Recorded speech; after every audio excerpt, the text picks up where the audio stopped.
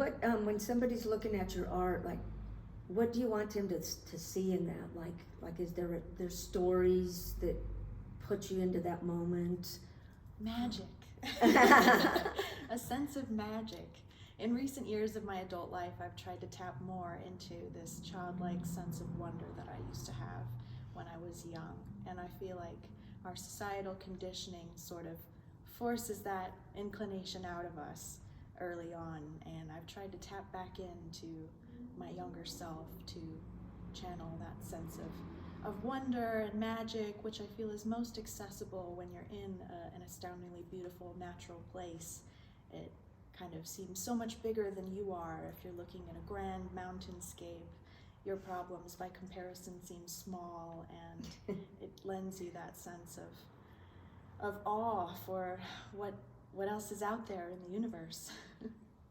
Yeah, it's beautiful. It's so nice, especially in the fall colors. Yes. Is your work in other galleries, any online shopping, anything you would like to tell everybody about how they can see your art? Yes. So DOS was actually my very first exhibition experience, and it was such an honor and so exciting to be able to put my work up visible to the public for the first time. After that, I got into Spectra, where my work is currently on display for their Spookadelia show. Spectra. Yes. Okay. And I think that's all so far. I've displayed my work in a few different coffee shops around town. And then I will be displaying for the Bridge Project later this month, which is another gallery north of here. And then I have my work online at my website, www.mdart.store, is where you can find a collection of my works and prints available for sale and other creations as well. Wow, nice. Wow, that's a lot. Yeah. You've come a long way here in Denver in a short amount of time. Yes, absolutely. Oh, I also host paint and sip classes, so you can find that on my website as well. Come and learn to paint with me. Cool. So cool. Are you a full-time artist?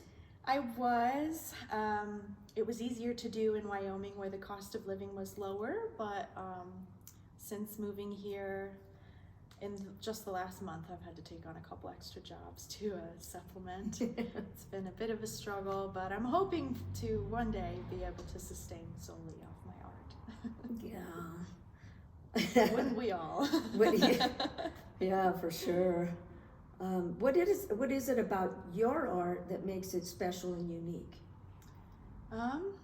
Well, I think the fact that I changed so much. I feel that a lot of people have told me at different points that I ought to maybe try and pick a niche to stick with to better market myself. But I've always struggled with that because I don't want to put myself in a box, and just when I feel I've settled on a certain style or medium, I just feel compelled to switch it up and do something completely different. So I guess maybe the lack of consistency, but maybe that's a common theme among artists. I don't know. Do you have other hobbies and other interests?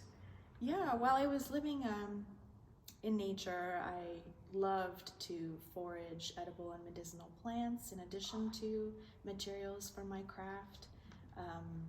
So I haven't really had a lot of opportunities in Aurora, in the suburbs here, but that was one of my beloved pastimes. I also love reading, films. I'm kind of a homebody, so I don't get out quite a lot, but I do love getting involved with artistic communities like DOS and going to gallery shows and stuff like that. Oh, nice. What's your favorite part about being here at the Denver Art Society? Oh, I meet so many people. Every time I'm here, I feel like I meet new creatives, and everybody's got so many different things that they're good at, and there's just so much talent in one building.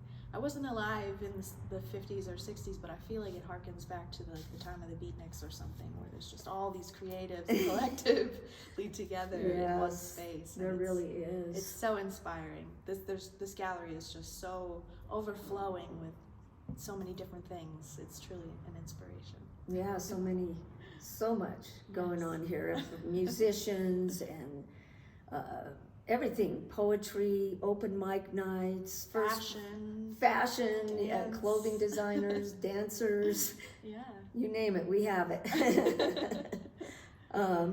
So the main medium that you work with is there anything other mediums that you work with besides oils and acrylics and inks? Yeah, in the last 2 years I got into sculpture, so I worked with Sculpey clay, and I've created, I started with mushroom jewelry on Etsy, is actually where I got my start with my business, and then I moved on to experiment with different forms, like I've been making these little crystal mushroom lamps.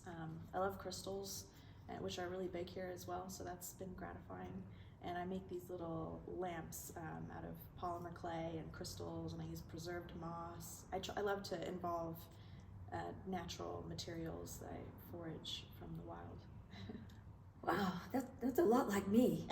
It really is. Doing things with all kinds of stuff, wood and pine cones. Forever picking up a nice rock if you see one. Yeah. Oh, cool.